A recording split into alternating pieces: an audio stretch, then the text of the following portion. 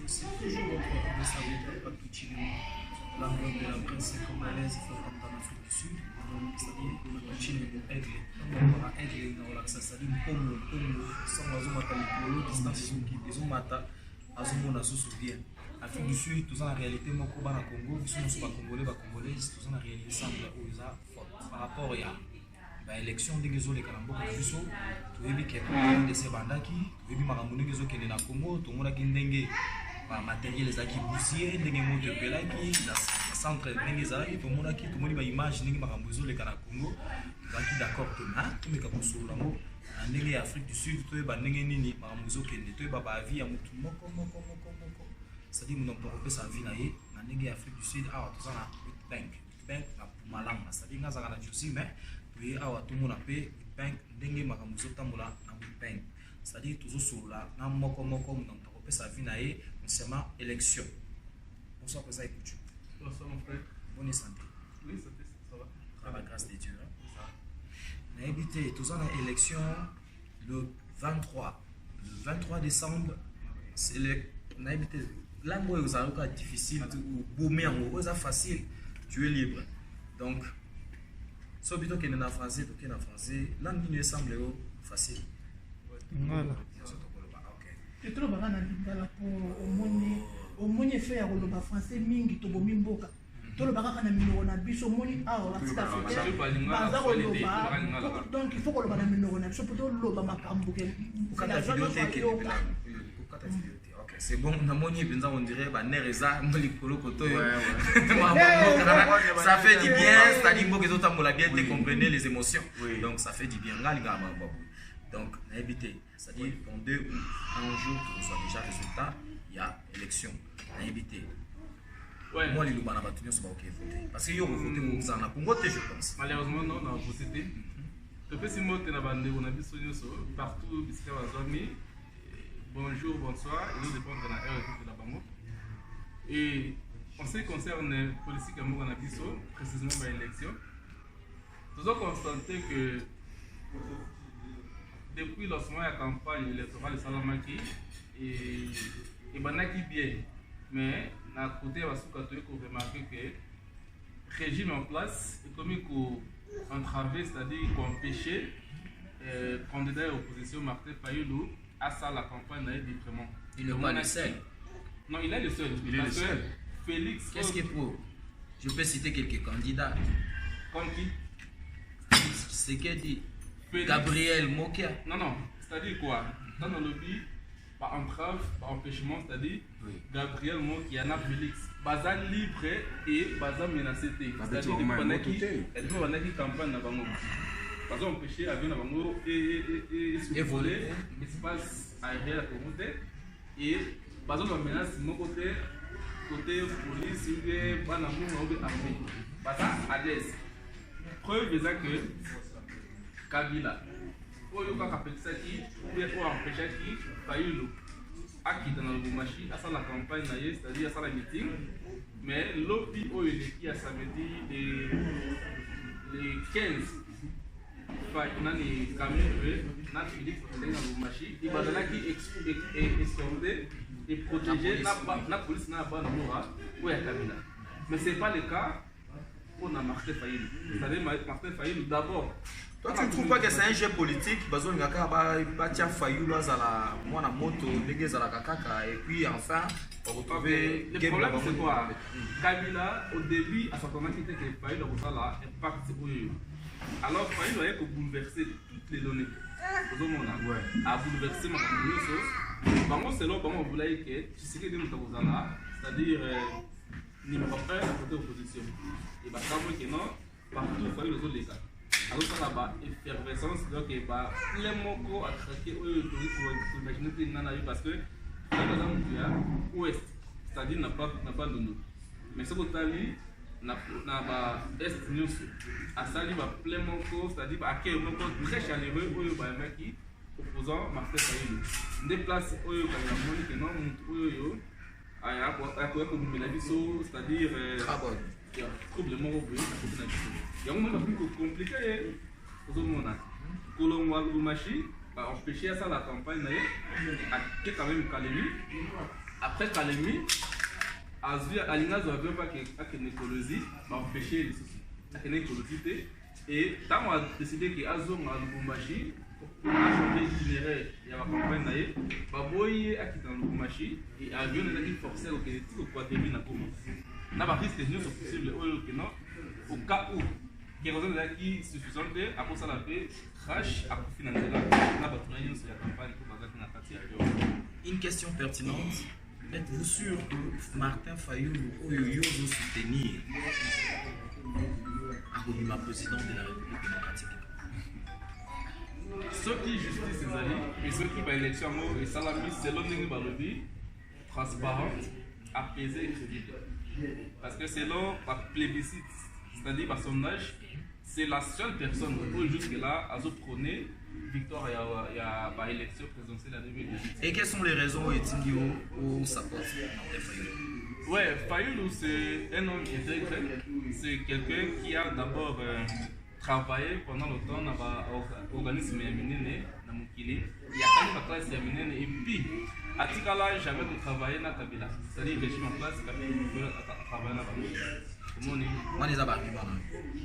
Bon, à part ça, tout le monde est abondaki, n'a peuple congolais ensemble, n'a pas marché nyoso, azama quitté. C'est-à-dire, on est comme là, n'a pas marché, n'a pas nyoso, on est côté le numéro 1, et on est l'autre pays soldat du peuple.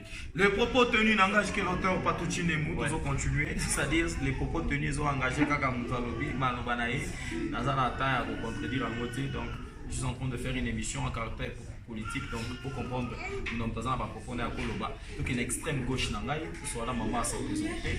Nous allons continuer l'émission. Bonsoir, maman. Bonne santé. Malon. Na habité les 23 ans en Afrique du Sud, les Congolais, les Congolais, bana batata moi si des coups bazana Congo bazo pour écouter le 23 oui ça va bon. Un peu de chilouba ça fait du bien.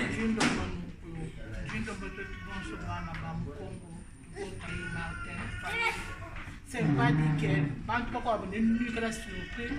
Wakuvo bwana tinga kule chindu badendo katuteki bwana no katunani parti politique bwana no wali nchimulu babim pa support à mon Félix c'est libre wakweza lwa wani bim voter numéro 4 kwa changement wa Congo c'est fini qui m'arrête là voter numéro 4 parce que bwana même andi mu voter ndi mu trouver une capacité kama luonso mika na malenge la kwa kala mfumu wetu wa ditu c'est fini merci. Merci beaucoup maman question souga toko boto lobi tellement kitoko batu na banda ku basepeli mais na éviter choix na yo ya Martin Fayoulou. Vous savez choix wana pourquoi? C'est par rapport moni le to komi ba tuka di ba mamba kola quand même tuka ti comprendre tuka di on voit tout monde statut où on doit même aujourd'hui kana pas poser puis pour nous soutenir. Merci beaucoup, maman. Encore une fois, merci. Patouchi Nemu. C'est-à-dire, tous à la table, on a mis on continue à quelque chose à nous mais pour ça, la bref exposé pour en faire de tenter. YouTube, ça à moi, l'héritage, ça à moi, compter. L'éviter, la droite Mangaï. C'est pas une Congolaise, mais au cas où mais à bien au Loalinga, la gueule, l'éviter pour la ligne. Beauté, maman. Boni, vous avez bien. Élection est à le 23 na Congo. Olobini na moni olati polo ya Martin Fayoulou. Okay, I'm gonna switch to English. Okay. Merci.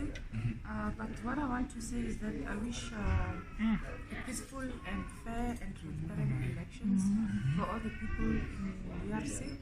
As we are here in South Africa, we are trying to contribute and to support the people at home, and starting with us also to show that we are together as brothers and sisters. Although I might be a South African, but I support Congolese people because I've learned a lot from them. I find them being very peaceful people, and the situation that they are in, I don't think that they deserve it. They deserve better than that because their country is quite the richest country in the world. So there should be ways in terms of transforming the country. I also want to thank the mother who is also a full supporter for Martin Martha Fayulu, Mama Zaiba. Yes. She's really standing up for the women in Congo. She's representing all the women and all the young ladies. It's just a pity that there's a current situation, what is happening with the young ladies in Congo, because they are jobless, they don't have opportunities. I see a lot of prostitution. It breaks my heart into bits because there's no industrialization in the country. So the first thing that I can think of in terms of governance, there should be some rules and regulations in place so that the president with the other supporting leaders can work together to transform the mindset of the people. It's a very important thing because we know the history of the Congolese people in terms of polygamy, where you find one father has got 5 wives and he's got 30 kids, but he cannot provide to support his children and his family. I know it's the culture and I know it might be from the church and things like that, but I think those kind of things need to change because if you want to civilize the country, you need to manage the population. I'm looking at the history of China, for example. Today China is the most leading economic country in the world. The first thing that they have done is to manage the population, whereby they've introduced stands to say 1 man, 1 woman, and 2 kids maximum, unless you can prove that you are capable financially to provide for more children. So that is how you can transform the country, and then you start now by promoting education and tax also. I think there should be a proper law for tax, where people can pay tax accordingly, so that it can help and assist in the budget for healthcare to manage the environment, because we know Congo is also suffering from diseases like Ebola, malaria. People die on a daily basis because no one is taking care of that at this current moment. So those kind of rules need to come up, and I think people should work together, because this is not about Martha Fayulu only sitting in the chair and working alone. Yes. People should be together. They must be in peace and forget the past, forget their differences, stop competing, and start focusing on the right things in terms of transforming their lives to a better life. There could be lots of infrastructure and development that can take place, such as for example, the project for Inga. As we all know, Congo has got lots of water. They've got a hydro plant which they can maximize. And by having that, if the leaders of Africa can come together and join Martha Fayulu, they will be able to sustain the whole Africa. Africa will shine and everything will be fine. Yes. So I'm just saying that in terms of elections, everything, I pray every day that there should be peace, no killing. It's enough. There's been a lot of bloodshed. The history of Congo, I mean, a lot of people know about it. So I wish everything to go well in the name of God, and to bless Martha Fayulu, to keep him strong and safe, and no evil shall come to him, or anyone who will do bad shall fail, so that he can stand and be there for the people of DRC. They deserve better. Thank you, Maman. Elle a tellement beaucoup parlé, mais surtout tout ça, la bref exposé, attire un point sur prostituée, attire un point sur ma taxe. Ma taxe à Congo qui n'a pas de chabat. Donc, on manque pour développer une ligne. C'est ça le plus grand problème. Taxe, non, chose qui n'est pas l'État. On a enseigné à bien, on a battu sur la paisible, même à Tabanda, quand l'État m'a trouvé à la Congo, tu es à Kala, ils ont dit société. Congo ou Alamo. Donc, nous allons continuer l'extrême droite de l'Angaï, nous allons président Emma, on a évité le 23, nous allons écouter le président Emma. Ce qui est Yawa, on est ce qui est Chine, Yawa, c'est grâce à nous. Mais Yawa, on mobilisé, nous avons vraiment un souci, Yamboka, tu es vraiment un vrai patriote. Moi, je l'ai senti. Mais on a évité le 23, peuple congolais, pas aucun de vous voter. Est-ce que ça a été le peuple congolais? Oui, nous avons mis au Lobame, nous avons attendu. Merci pour la parole. On est talonné par les gens. Oui, merci beaucoup. Nazo pesa bandeko na nyonso baza na Congo mbote nazo ba Congo mobimba ba Congolais nyonso baza en dehors à Congo nazo pesa ba mbote o baza na butu baza na moi ba mbote na bino nyonso to sengi na batu nyonso to sangana pour une fois la vie na biso ba Congolais to sangana to zala bomoko to zala sima mutu moko po soki tosangani tokokoma makasi mingi makasi baandroid lelo ezosalama parce que biso tozali kongo ezali mais bagene baoza misala te donc tokutana vraiment tozala ensemble tolingana vraiment pour une fois na vie na biso tolingana makasi nazo insister naosenga tous les congolais na mokili tolingana tokisa banguna soni baoyo baseka na biso kendo biso bakongolais toyokanaka te mosala na biso kaka koduma bamakelele koswana songisongi tokisa bango soni bango nyonso bakolema tema lamuka ndenge président na biso atelemisi biso donc tosala bongo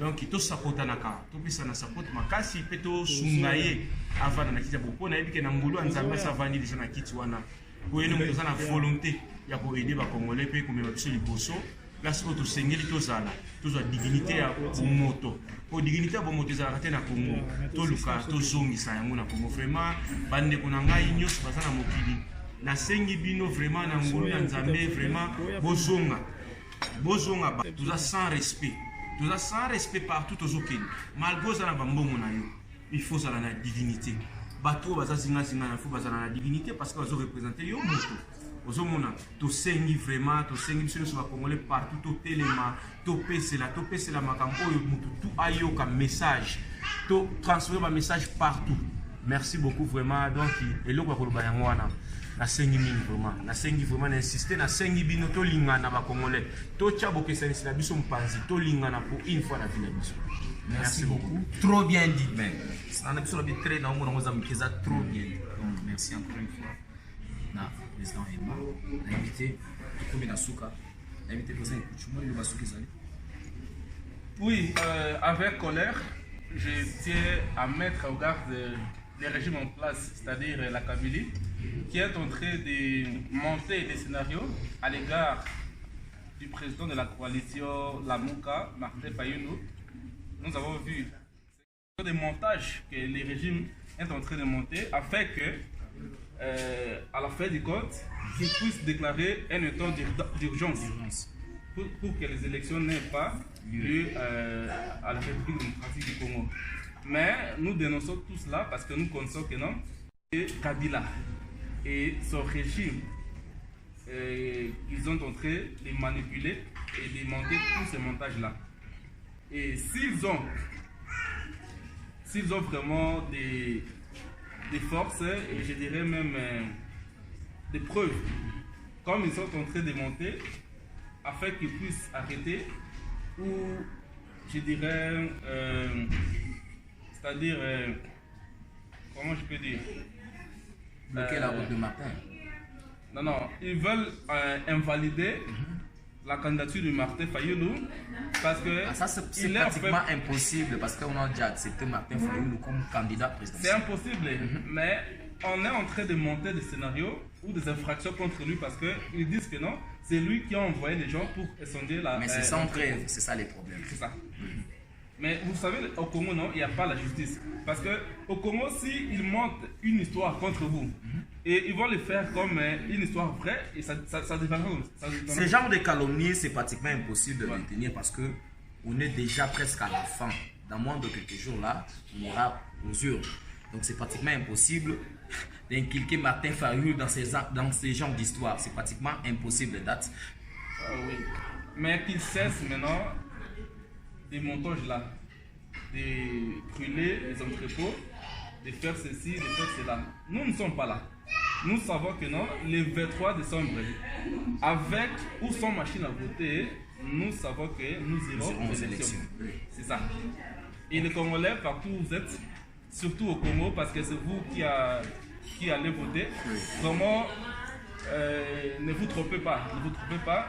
Le seul candidat et la seule personne qui va amener les changements et qui va amener la justice dans notre pays, c'est le candidat numéro 4, Martin Fayulu Madidi. En tout cas, portons-lui les coups de pouce afin qu'il devienne le président de la République.